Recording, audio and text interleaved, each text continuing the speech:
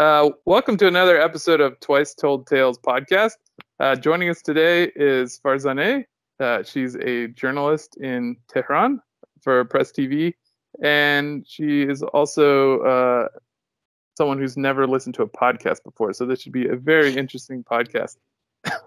We're going to talk today about the protests that have been happening and other issues that we can get into. Like you've heard our recent podcasts, they go all over the place and cover a lot of interesting topics. So I hope you enjoy it. And I guess we could first start off by basically just maybe you can introduce yourself and how you got into journalism and what it's like to be a regime journalist. Hi. Okay. A regime journalist. Oh, well, as they would call you. Probably. I studied law in the University of Tehran, and I then went into international law for my master's. And I was in my writing my thesis when I got into news and media. I started working in a private agency. We produce news for foreign news agencies, and I was a news producer. I worked there for like 5 years, and it was a really hard job. I had to be available all the time, but I liked it. It was interesting, and I kind of just got into it. I was knee deep into journalism and news and stuff, and law went a bit to the side. Then after 5 years, I think I had something in my personal life happen, and I had to leave there, and I went to Press TV. I gave an interview and got accepted and stuff like that. That's how I got into Press TV.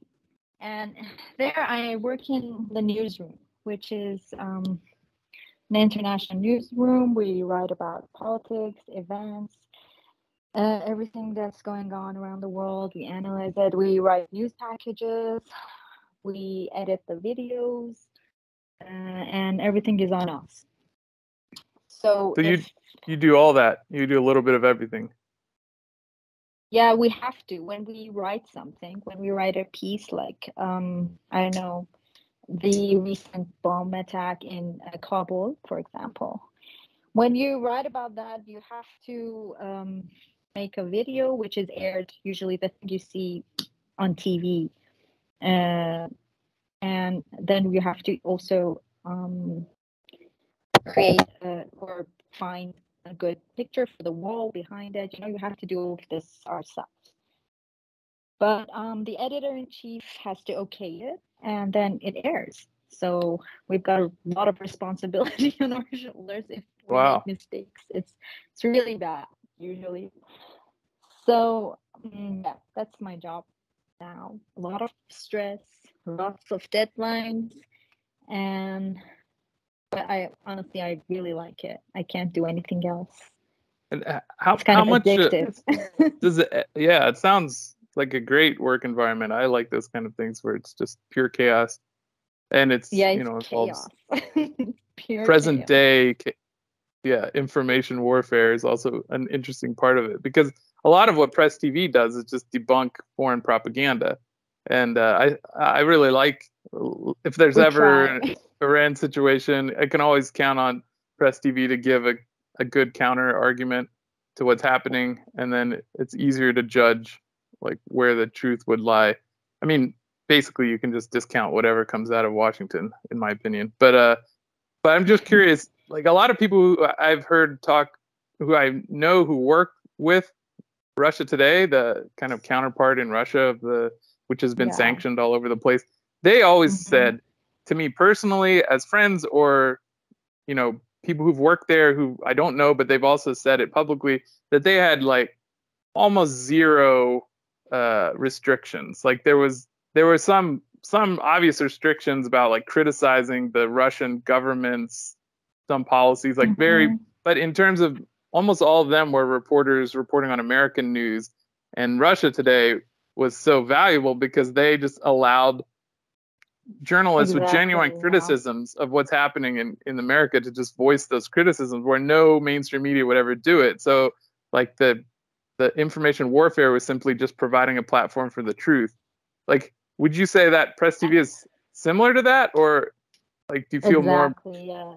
Okay. No, we're exactly similar, and we're absolutely free to criticize, do whatever, write whatever we want. But we also write about our internal domestic affairs, but mostly my part is international. I write for usually the Americas and Europe, like the energy crisis, and that's happening, the Nord Stream pipes, everything. But yeah, we have no restrictions at all. Oh, that's interesting. And, so go ahead. Sorry. Yeah, because when we write something, usually like I write about maybe five different things, six different things every day, and it's really funny how you have to skip from something that you get really invested in, like you're reading about for maybe 1 hour, to completely understand everything about it so you can write it properly. And then like the next piece is about I don't know, Boko Haram in Africa. You have to go to that, and we have deadlines because it's broadcast media, and but it's also wonderful, but also gives you a lot of information on what's going on in the world, and it can sometimes make you feel hopeless and lose all faith in humanity, but it's got its ups and downs. But yeah, we have no restrictions on anything. Yeah, I can totally relate to that. Reporting? Yeah. Have you been reporting, or I mean, you said that you work for the international news part, but have your colleagues been reporting on the protests that are going on in Iran, or were going on in Iran? Definitely, of course we have. Yeah, we have. We try to look at it from a neutral aspect, like taking all kinds of views, but I think that if someone watches STV on these protests, and I don't know, BBC Farsi, of course, not BBC English. BBC English isn't that biased, but BBC Farsi. Okay, we can talk about that later. Yeah. Well, because you don't know about BBC Persian. That's true. That's why it doesn't look. Yeah, that's a comparison. It's not that it's not biased. It's horrific. BBC Farsi is horrific. It's not even professional. I mean, BBC English is at least a little bit professional, but BBC Persian is not even professional. Try. At least they try, but BBC Farsi, they don't even try. They're like, exactly. They don't feel like they have to verify anything. Yeah. Or be professional. This is how it's going to be, like it or not. And unfortunately, Iranians watch it and believe it. That is the sad part. But my experience, Iranians are generally a very intelligent people. Like, it's so hard for me to believe that they can just watch something like that, especially upper classes, because it seems to be really popular with upper classes and expats, like this foreign propaganda. It's really, unfortunately. I think it's that a lot of people. Yeah, go ahead. No, you go ahead. Go on. Yeah, I think it's. I mean, it's not always that they actually believe what they're told. It's sometimes that because they want to, like some of these people, just they want to oppose the current establishment. So they quote BBC Persian to just show that they do not agree with certain policies or the establishment. But I don't think, because I have seen people who are even against the establishment, and they may quote BBC Persian to say that something happened, but it doesn't seem that they actually believe, what they're told. I mean, it's not like everyone is believing it, but there are also people who believe like totally believe it. I totally agree with Setan. It's like it's a stamp of validity over what they're saying. Like their opposition is BBC Farsi, which is in itself talking from it somewhere. I don't want to. Can I use curse words? Sure. Yeah, like, You're allowed. they're totally talking from their ass. There's no proof of anything they say, and they always use like user generated content. They call it USG. No, UGC. I said it wrong. And yeah, UGC. Yeah.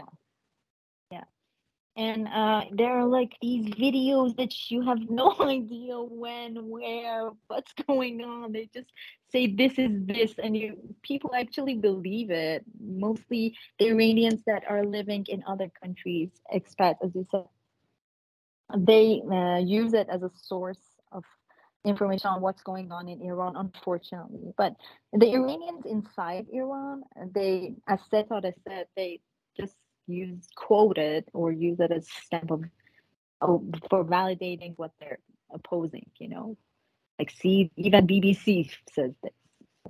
So I was thinking, when I was talking to Satara about starting a podcast, I was thinking we could just look at like BBC Persia and then just look at what they reported that day and then just talk about the opposite. I mean, talk about the actual, like how they lied. And it sounds like maybe that's what you can do in your job, is you just watch the propaganda and then, because Press TV is not to watch that.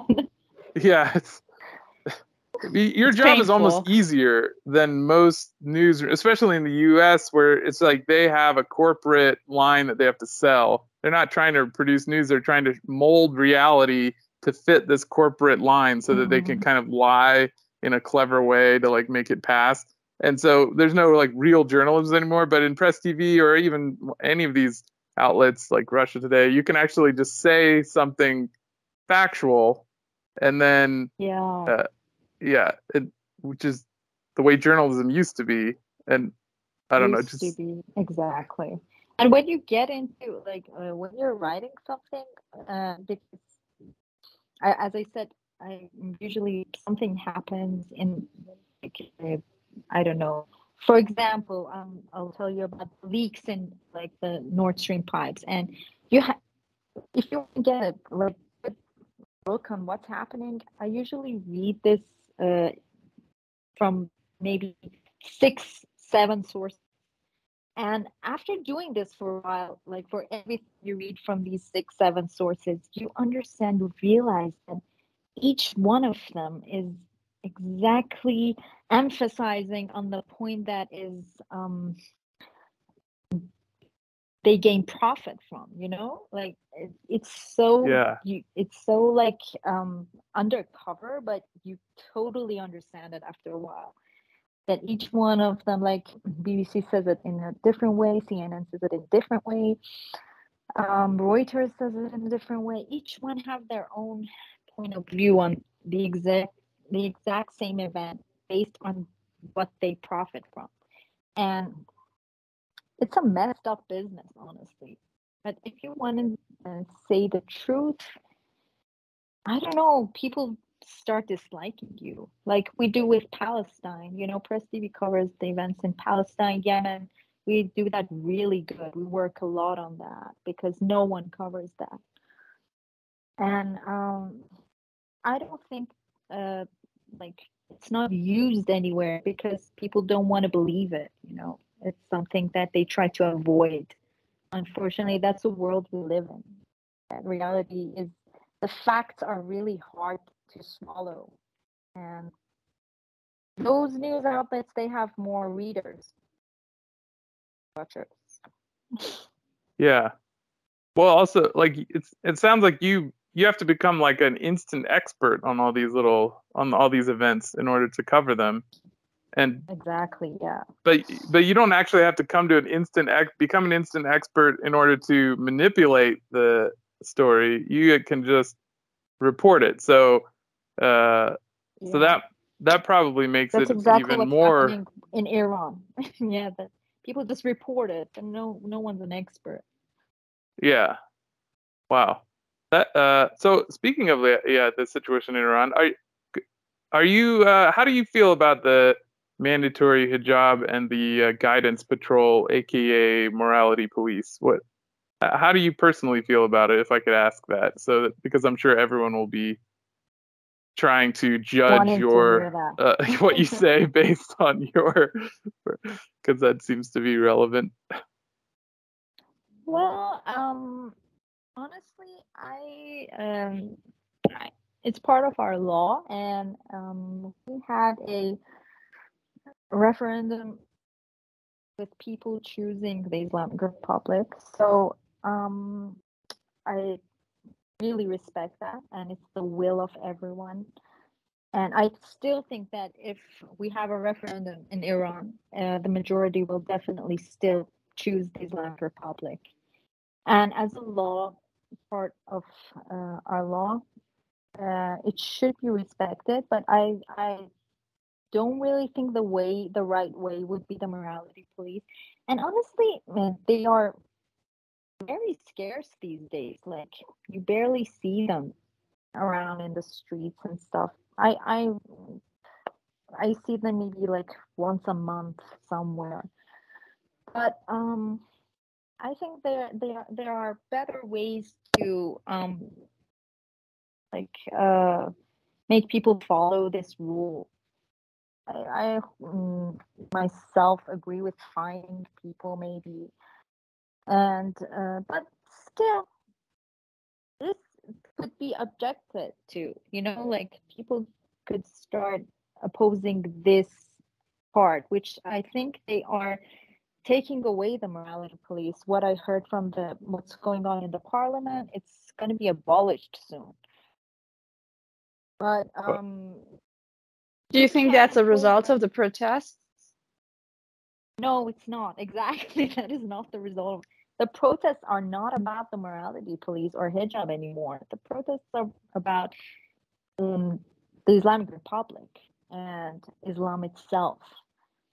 And I think that's against the will of the majority of Iranians, because it's part of our identity and it's not going to go away. And it's going to be fruitless, the things that they're doing. Right. Yeah. It's just creating tension. It's already derailed.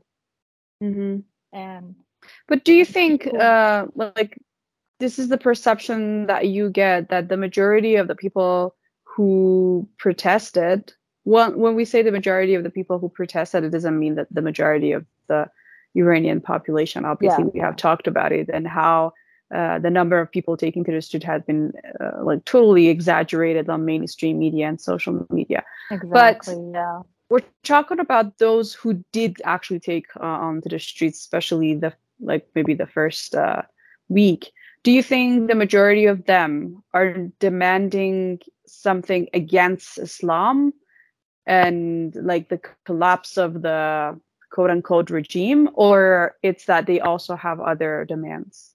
How do you feel about the protesters? I definitely feel like, I feel like that's exactly what they're after, like the collapse of what the so-called regime, the Islamic Republic. That is the main goal behind the protests, which are honestly they're very little. I have not encountered one of these protests in Tehran during these last 2 weeks. Not even once. I have not seen. I have like maybe in the street once a couple of nights ago, people were like honking in the street. That's the most I have seen from these protests. And I think that even what happened in the university, when you see the videos, they're really like, they have been said what we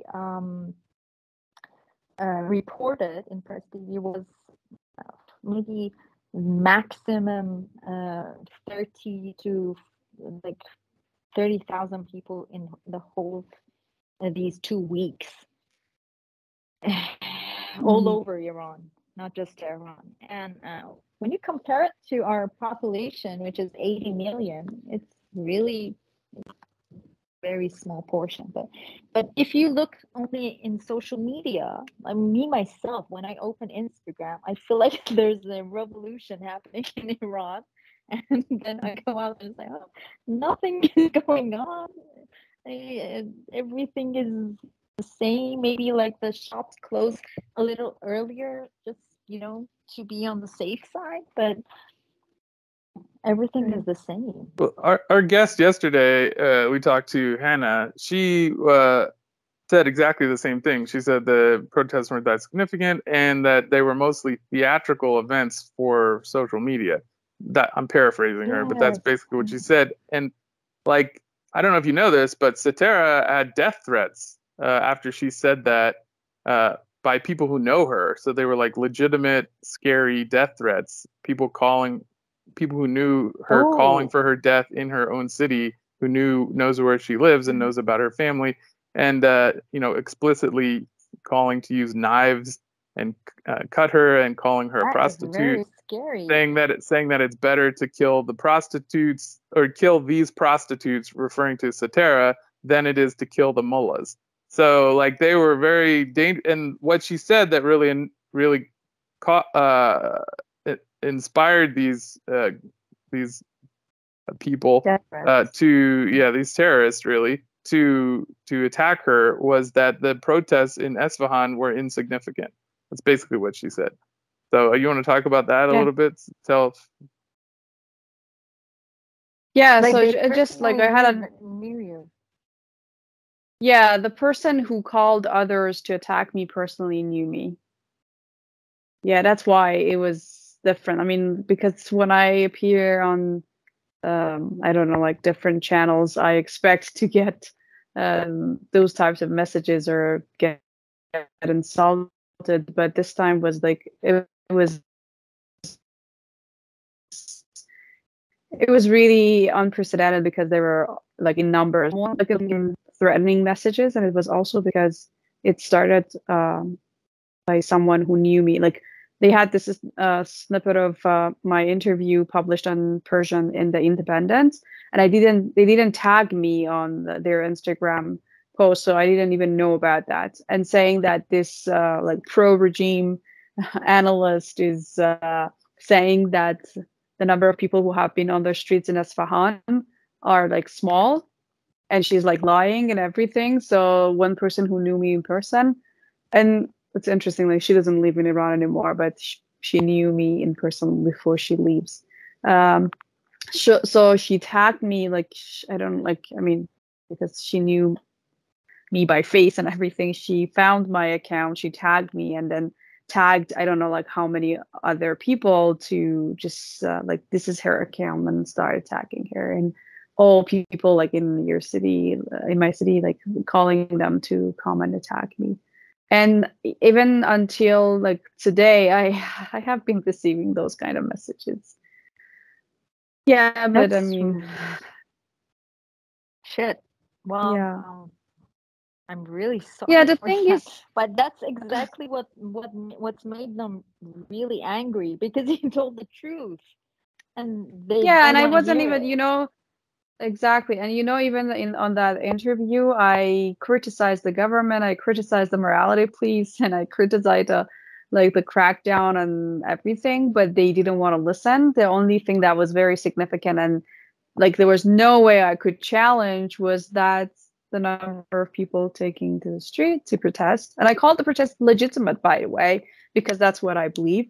And still, they were very angry because I said that these protests are smaller than the ones in 2019, for example. Yes, they are. They're really. I mean, everyone knows. Yes. Yeah. Everyone except us and the outside, and that's what's important, because they want. Exactly. That's exactly what they want. Yeah, they want, and the people. I don't know. People don't even the mature ones, the ones that are. If you ever see anyone in the street protesting, recognize from videos that they are really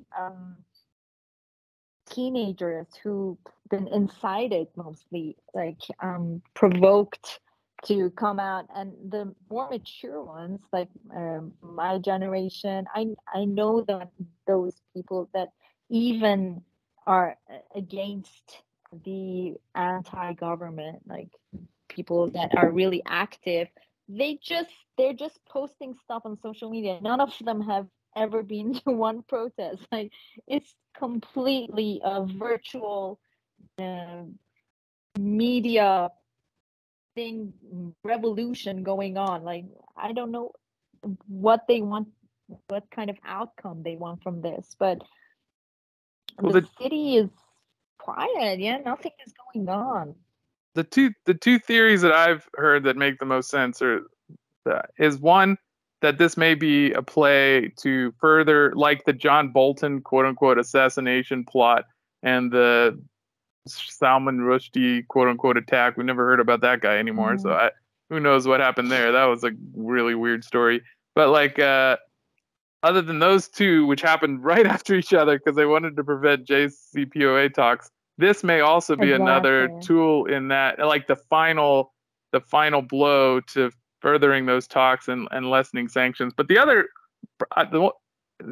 is this also may be a way of following a like Gene Sharp style regime change policy, where now they're going to try and morph these protests into like random terrorist attacks, and then those terrorist attacks still have the kind of like flavor of morality because they're like, oh, they're terrorist attacks for the sake of women, and so now there can be this like Western acceptance of these terrorist attacks within Iran that are now going to target people in Iran who are, you know, wearing hijab or whatever, have long beards, or like there could be these kind of random sporadic attacks, which there seem to be, that's kind of developing. I don't know if that, hopefully that goes away. It's not actually what they're doing, but it would fall in line with previous strategies on how to destabilize countries. So if they have enough of these MEK guys running around in Iran, that might be an outcome. I hope that isn't, but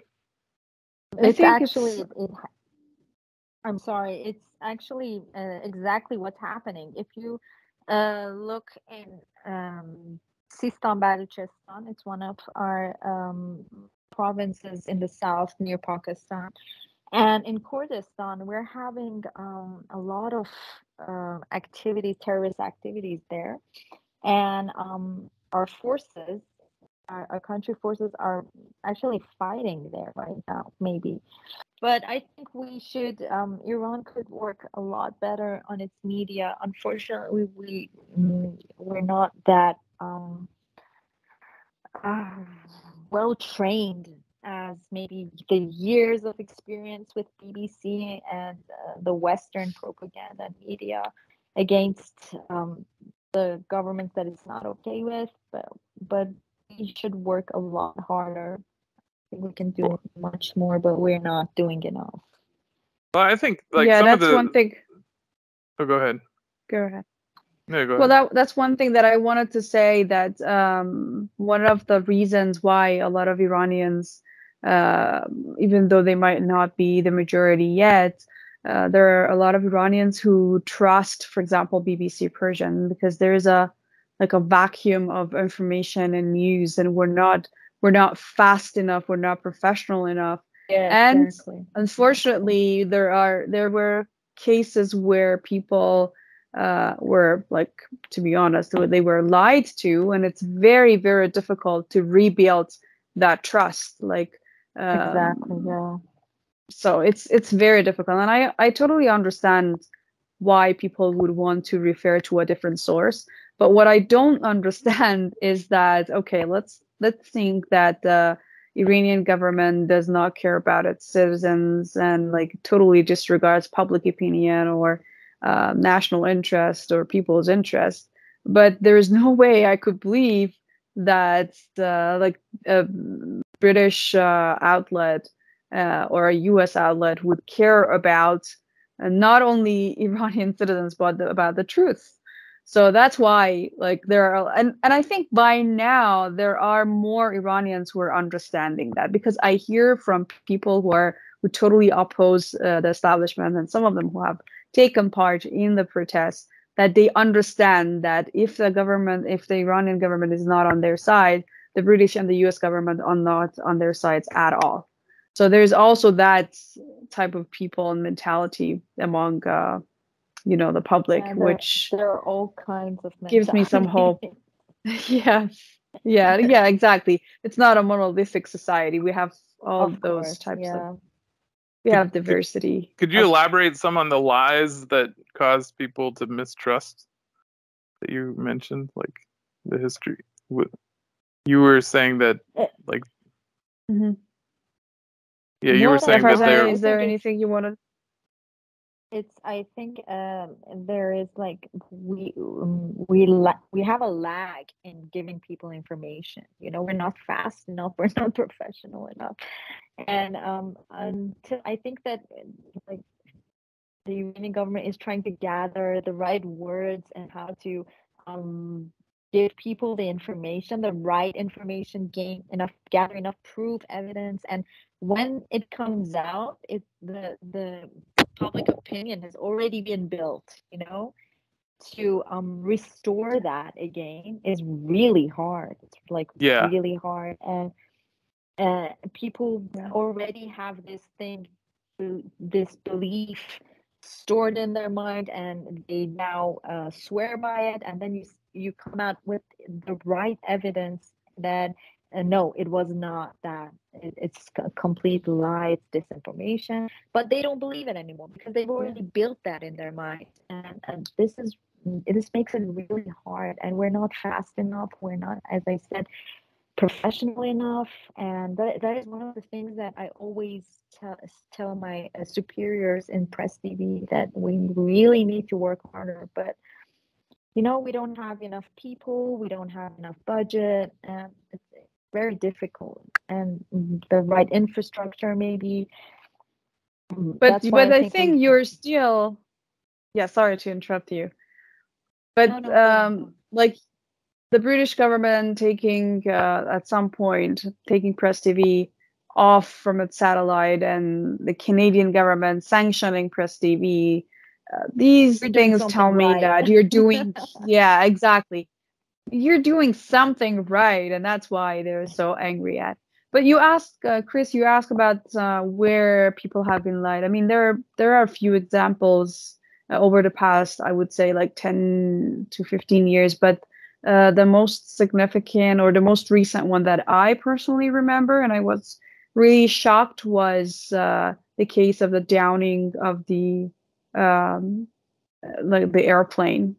Like, because they initially said that it was, like, a technical problem, and then like, I remember when people told me that it was down by the missile, I was like, I found that, like, so ridiculous.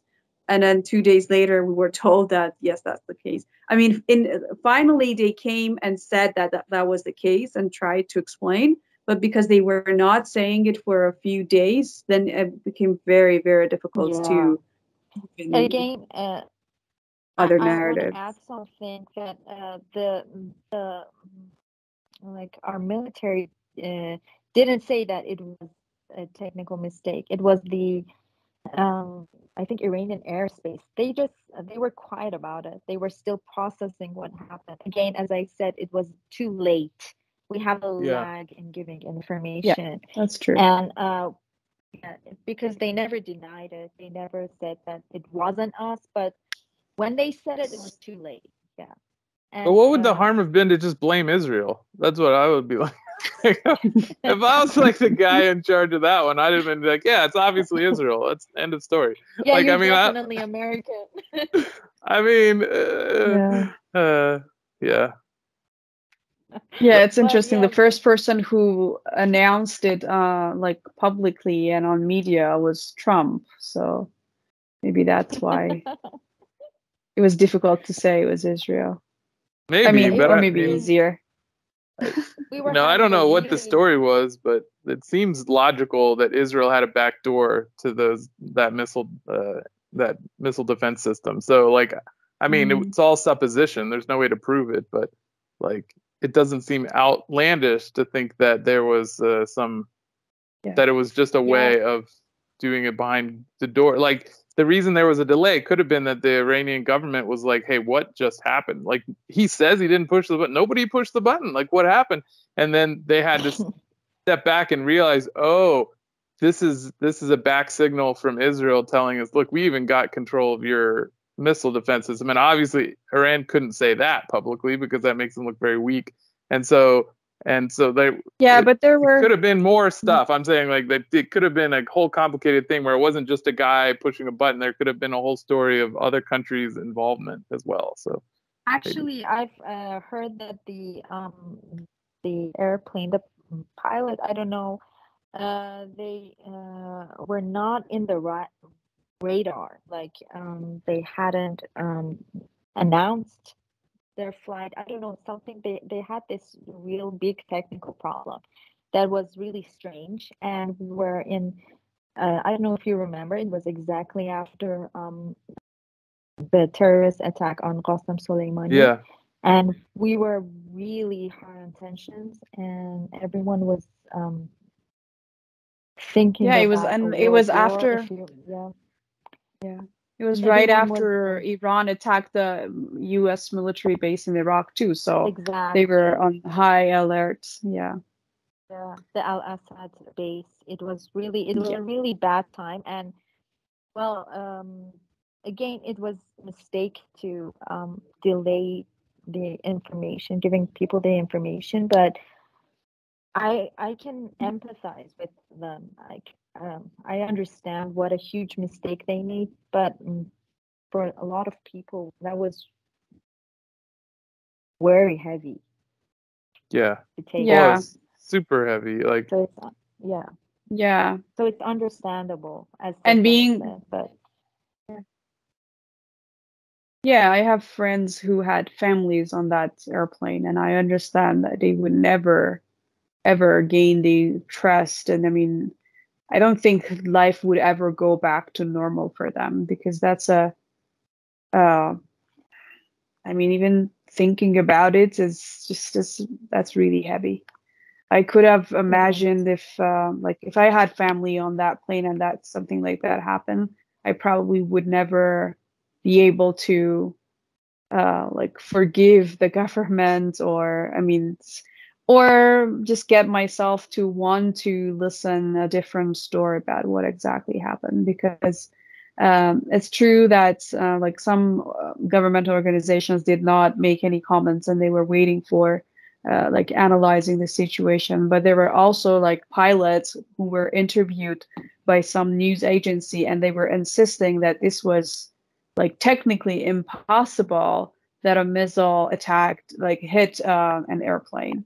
So, it's people felt they were emotionally abused, and they're and right. So I mean, that's the thing. I mean, we're a nation who is under sanctions and threats, and we had the revolution, we had 8-year war, and so it's.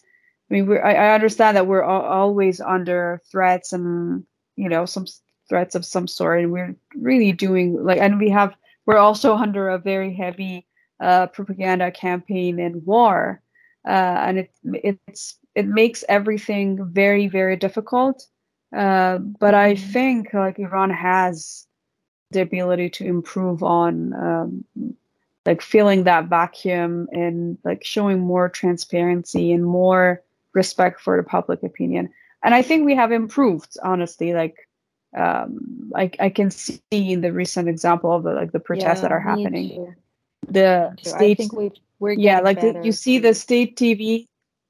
Exactly. Yeah, we see improvement, and that's why some of us don't want to start attacking the whole thing, because we're seeing reforms and improvement, and we also think about what we want to gain. We're not here just to use a strong rhetoric against the establishment to say to make an announcement. We're living in this country, and we want to see improvements. We want to see something changing for better. Well, now you know what it feels. I mean, I can empathize with it, because as an American living through 9/11, and then the same feeling of complete, kind of like disillusionment with the government on that one. I can see where it's very hard to regain trust in people who understand that disillusionment, because it's an uphill battle. But yeah, I guess we could get back on track, because as a Western man, I'm just obsessed with hijabs. No, that is basically what we like. It's funny because I met Satara first when I was in Iran, because as part of when I met her, is she was giving I was there with a delegation with Code Pink, which is this women's rights peace organization, ostensibly, and the leader was asking, like, implied that women in Iran don't want to wear the hijab. Like, how did she ask that question? It was like, I don't remember. Like, yeah, I think she mentioned a few human rights issues that need to be improved in Iran. Yeah. Yes, yeah, like the way I'm not talking about her in particular, but the way some of my friends from the West talk about it makes it feel like they're just talking from a self-righteous point, and it makes us I personally feel disrespected, because I don't have to have the same values as you to be considered a human or equal. I might work very hard for women's rights in Iran, but it doesn't necessarily include hijab. And I remember I had this conversation with her, she was giving, and I asked to respond, because that was really difficult for me not to give an answer. And the thing that I made was, I think that has nothing to do with the forces, with anyone outside Iran. And Iranian women know how to pursue it.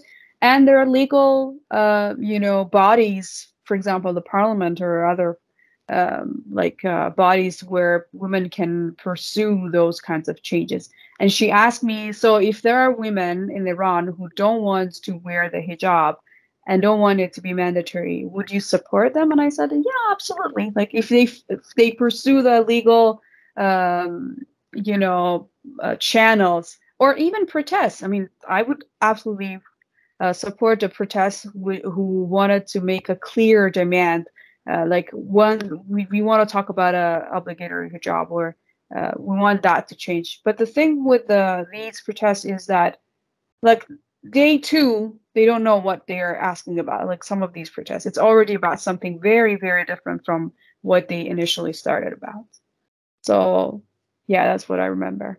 So basically, yeah, now we're back. We're talking about hijabs again, because the West is honestly, the West has this perception of Iranian society, Iranian men, dominating and being obsessed with hijabs and forcing women. But if there's any group of people in the world that's obsessed with hijabs, it is the West. It's the Western regime change imperialists and I don't know, the French government. They did that. They outlawed hijabs, and then a couple years later, they mandated everyone cover their mouth, their face with COVID masks. So the absurdity of the West is just incredible. And I would say, the snap judgment propaganda that we were talking about, where they force you to pick a side, came very clear in a situation with Code Pink, where I was telling them about Satara's death threats, because I thought a women's rights organization would be very interested to know a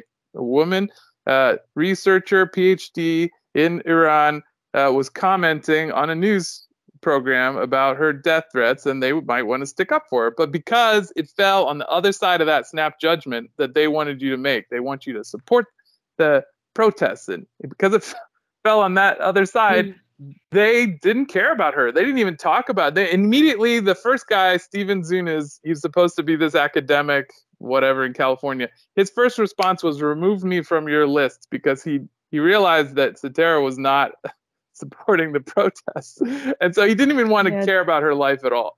And then it Did got into anyone this. did anyone ask you what I said, that I received No, death threats? nobody cared about that. No.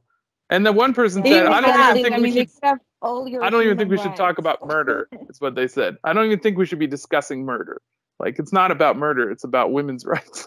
Yeah, that's exactly what happens. Let's But change but what topic. We don't I want wanted to that. ask you, Farzaneh, like along these lines, it really inspired me to try and understand this. It's like, so Steven Zunas, he's obviously, and he's either just not great at his chosen profession, or he has an ulterior motive, because he kept pushing that, like, we're for women's rights, we're not for regime change. And like, I don't understand how that is possible in this like perspective to be, because as we see, it's all a show for the outside to promote regime change. So how would you try and explain this to activists in the US who are being coerced by goofball, quote unquote, academics like this character, who's trying to say that, oh, we have to stand by the brave women of Iran, and like, it's not about regime change, even though he's on every regime change side of every conflict in the last, I don't know, 20 years. But how could you explain this to people, like, from your perspective, about supporting women's rights, like, and not regime change? Well, the protests, if you take a look at them, they're not about women's rights at all. And just like Seta has experienced it, I've seen a lot of hijabi women get threatened, and people are starting to show hate towards them. And if it's about women's rights, then aren't we all the same? Like, shouldn't you be caring about my rights, or my friend's right to his hijab too? And is it just for you guys who don't want hijab? But it's not about that anymore. It's about uh, representation. Like the women who have hijab are a representation of the government, so they are. They don't have any more rights. It's as you said, it depends on which side you're on, as you said it. But I think that if the protests were right, if they were organized legally, and they had passed, like, gone through the processes and the procedures, and not these sporadic, violent protests suddenly taking place in, like, a different street every week, they would be listened to. They're not like that. They are violent. The slogans that are shouted are different. They're not about women anymore. If you listen closely and carefully and look, it's completely changed its course. And there is hijab is part of the government that they want to change. They're using that as a tool. It's not the only thing they're looking for. It's yeah, it's not about that anymore. And women's right, other women's, the the hijabis are being crushed because why? You're looking after other women's right. It just doesn't make sense anymore. There's a video of a girl being harassed because of having a chador, like, in the internet. Isn't she a woman too? So there's a paradox here. If you, as I said, look closely, and it's not about women's rights at all. It's about government and regime change. It's always been about that. And if it was supposed to be democracy, I mean, right? America brought democracy to Iraq, right? That's what we did. And like, if it's America is supposed to be this, like, I mean, the majority of people in Iran want to wear a hijab.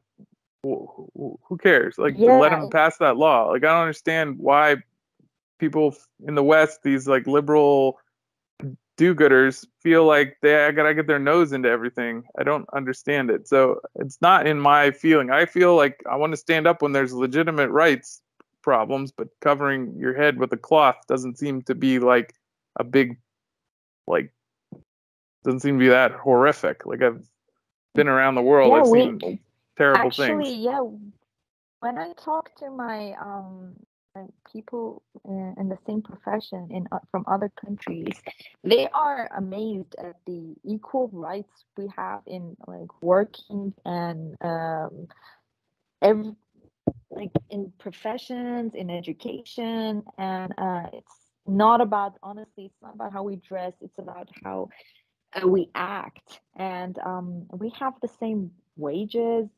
We don't have that high of a rate of sexual harassment and work. And when I was explaining this to her, we have healthy work environments. Like, honestly, you're just doing your job. You don't have to please anyone because you're a woman. And I was explaining these things to her about like my experience, my own experience, personal experience, that I have never been honestly harassed uh, in any workplace, because I have had many. I have had a lot of freelance doing, but never. I've always been respected, and she was like, she told me never. You haven't ever been like pushed around by guys. I don't know, weren't asked to do anything. Like, your wages, the most important thing is we have equal pay. But no, just leave these aside, but stick to the hijab. It doesn't make sense. Uh, Completely, there's a proper motive about it, but yeah, we know it, everyone knows it, but Like, what would still you we go tell to there. Code So Pink as a peace organization who's supposed to be for women? I mean, both of you, you're women. I'd love to hear your opinion. How would you, like, because they sent out an email saying that there are millions of women protesting on the streets in Iran. And both Satara and I saw this number and we were like, oh, really? That's news. Like, what? So, how would you explain to them the situation where, like, both women's rights should be respected, but also, like, this, like, I just don't, it's frustrating to me because, I mean, they're who I came to Iran with. That's the group that, if I wouldn't know either one of you if it wasn't for that group, but they just seem to have, like, fallen completely away from the mission of anti-war, anti-imperialism, because someone dangled a little bit of, like, hijab over their head, and that's, like, they've just forgotten the whole plot. So I would just love to hear both of your opinion on, like, the idea of a women's run peace group, anti-imperialist peace group supporting Iran. What would you like a mission of that organization to do in these current times? Like, So I think, yeah, like you said, if it wasn't for Code Pink, we wouldn't have met. And I think like their work on raising awareness about Iran and calling for sanctions to be lifted, or like calling for no war on Iran, that's something that I really appreciate, and I think they've been doing something really good. But the other thing is not just Cold Pink, but a lot of women's rights activist groups, or just individuals who, with good intentions, say that they care about women's rights. They kind of want to impose their notion of women's right and their notion of liberty on Iranian women, and that's something that, like, we don't really like. I was talking to a 19-year-old university student a few days ago, and she was part of the protest at the university. And the one thing that she told me, and she was obviously like angry at a lot of things that were happening, but the one thing that she told me was that I want the foreigners to just stay out of it. Don't make any comments. We know what to do. We know how to,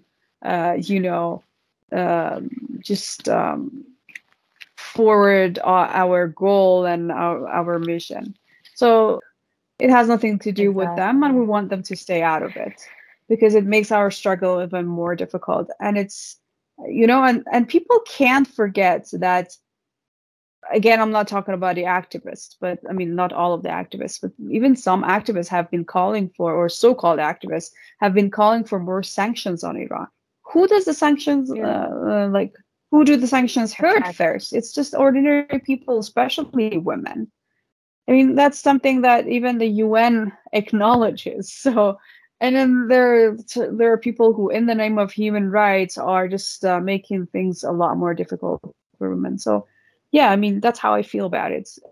It's very good. I mean, I understand that they want to help, but you can't. I mean, if you totally disregard death threats towards someone only because they did not look like what you would describe as a free woman, because observing some sort of dress code, then I would start having doubts about other things that you say you're doing for the sake of women. Yeah, I think it boils down to Americans just being very inherently colonialist and not understanding, because America is like sort of the dominant power in the world. So people just don't. Yeah.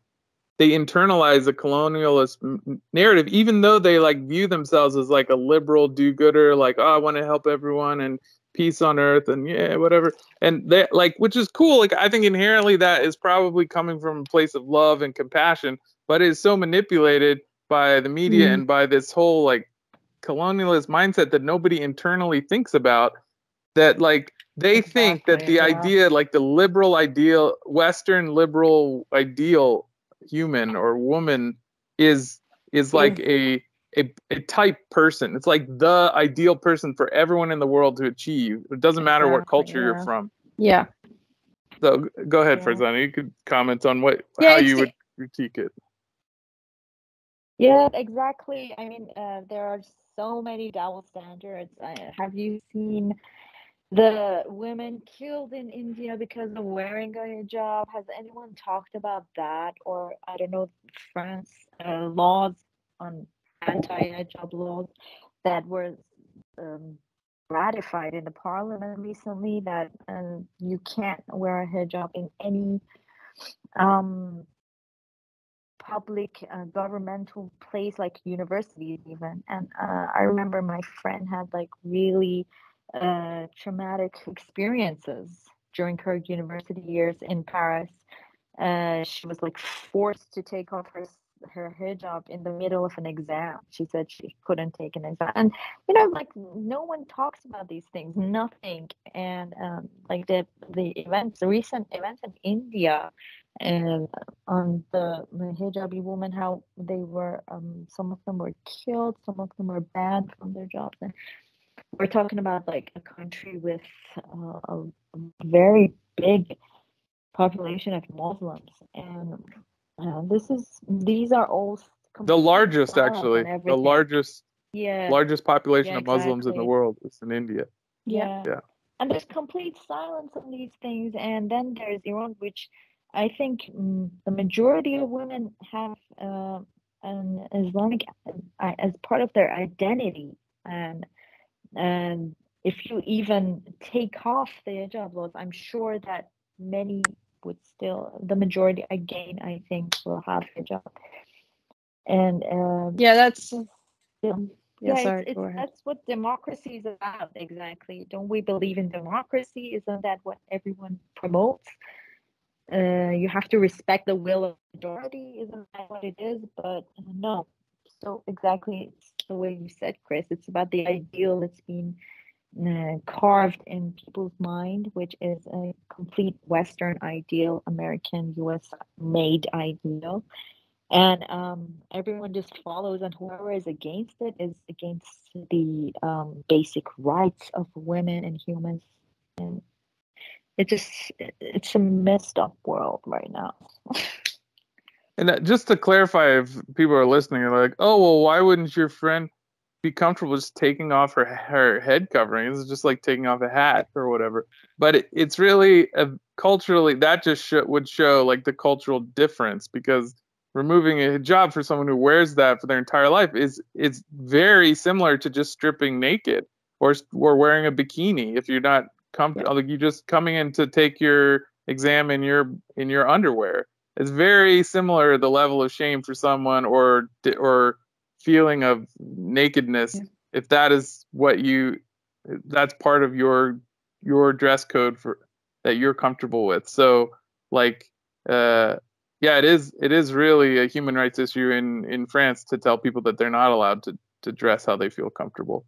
And yeah. And they have a police for the dress code on the beaches. Like, you can't wear too much clothes on the beaches, and you will get the beach guards telling you, I've heard about that too. this is like too much, that's too much that you're wearing. So you're not getting enough skin cancer. You got to have more skin cancer. Yes. Yeah. I pity the French. They have a weird government. Yeah, I know. Yeah. Well, I don't know. Is there anything else we could talk about in this? Well, I did kind of want to get Farzaneh's opinion, because she opened it up talking about this whole pipeline situation. So I was wondering, could you just like shed some light onto why Russia would bomb its own pipeline? I was just curious if you know anything about why Russia would do that. The most recent investigations showed it was actually the NATO forces who did that. And wait, why would they do that? Because U.S. Liquid gas prices went high the day after.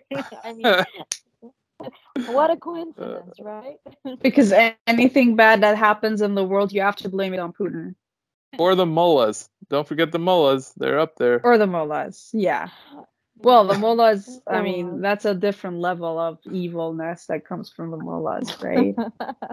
Because not only they're anti-imperialist, they're also Islamists. Entered the chat. The mullah's always been there. Yeah. Yeah, exactly. What did you say? They recently entered the chat? Yeah. Putin has recently entered the chat of the evils. Oh, exactly. Yeah, they were the original. They're the OGs, and Putin just came in. OGs, exactly. Yeah. That's funny. Well, like, I mean, there's an incredible amount of propaganda on all these fronts. We were talking yesterday about crazy propaganda about the protests in Iran that's coming around Twitter. Have you seen any like ridiculousness? Like, we were talking about scenes from this Turkish drama that are being passed around as like a drama series on TV that are being passed around as a. No, thank God, I'm not on Twitter. Okay, that's good. And I try not to be on Instagram too, but sometimes I just check it out for memes mostly. Okay, but what about legitimate? Okay, I guess that's basically the same level, blaming Putin for bombing his own pipeline, and yet people believe it. So, yeah, it's almost not even worth talking about. Like, I think you would really like to listen to the guest we had yesterday, because she described the situation like you were describing it as like a terrible world. She described it as a boring world, and I think that's really like that. That's really a good way to describe it, because it's all just predictable propaganda. Like, no, everyone's conforming to the same baloney. And yeah, how do you think about that? We're not surprised by anything anymore. Yeah, like, why do you still believe this? I mean, really, just open your eyes, and it's the amount of stupidity it takes to still fall for these stupid lies. But yeah, it's apparently working. Yeah, that's the shocking thing. Oh, it works on maybe the majority of them. I mean, I'm not sure if that's the majority, because there are a lot of countries in the global south that we never hear from. Yeah, right. Yeah. Or a lot of people who don't even have social media or TV, and they don't know what's going on on the other side of the world. But it sounds like the propaganda is working for the majority of the people that we can hear from. Yeah. Unfortunately, celebrities have found a voice, and they give themselves the right to talk about everything going on in the world. And that's another thing that I hate. Yeah, the celebrities have been really difficult in this situation too, with the tweeting about the women of Iran, both in the West and in Oh. Iran itself. That's Yeah, the unprecedented. Like Western ones any are the- you can name from. Yeah, sorry. Yeah, Go they're the ahead, worst Farzaneh. because they don't know anything, and they're just like, I think even Justin Bieber said something, and I was like, really? You know, Wow. Yeah, it's funny Justin- after a while.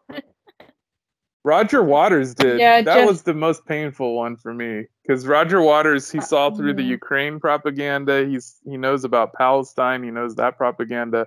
But then in this one, somehow, either maybe he was coerced. The video looked a bit unbelievable. Roger, But like, yeah. Sorry, go ahead. Roger Waters could see through the propaganda against Putin, but not against mullahs and ayatollahs, because he actually addresses ayatollahs in that video. Exactly. Says, oh, you ayatollah, don't tell women what to wear or something like that. Putin's just posing. The OGs are back. It really works. Yeah, we're back, baby. It was really sad though, because Roger Waters, a lot of people turned to him for like understanding the situation, and so yeah, I hope people understand it more critically. And the Gray Zone has done a little bit of reporting on it, but like, it's just few alternative outlets that have done anything significant. Gray Zone interviewed Satara. Yeah. Max did, so that was good. But wow, Yeah, it's and just... I saw a lot of they're being attacked too for interviewing a regime stooge. Yeah, but yeah, I mean, both of you, if you're supposedly regime stooges, you should be getting like a salary that you're not.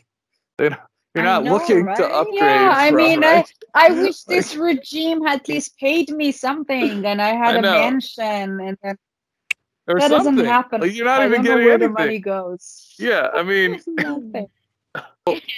we'll have to have you back again when there's more crazy news stories that we could talk about, because you have a good basis for commenting on them. So we really appreciate it, and you can close this out if you want, Satara. Okay. Yeah, so thank you, Farzaneh, for giving us your time. I know that you were very tired, and it was really great talking to you. And thanks everyone for... Thank you. And thanks everyone for watching another episode of Twice Told Tales. Don't forget to subscribe to our channel.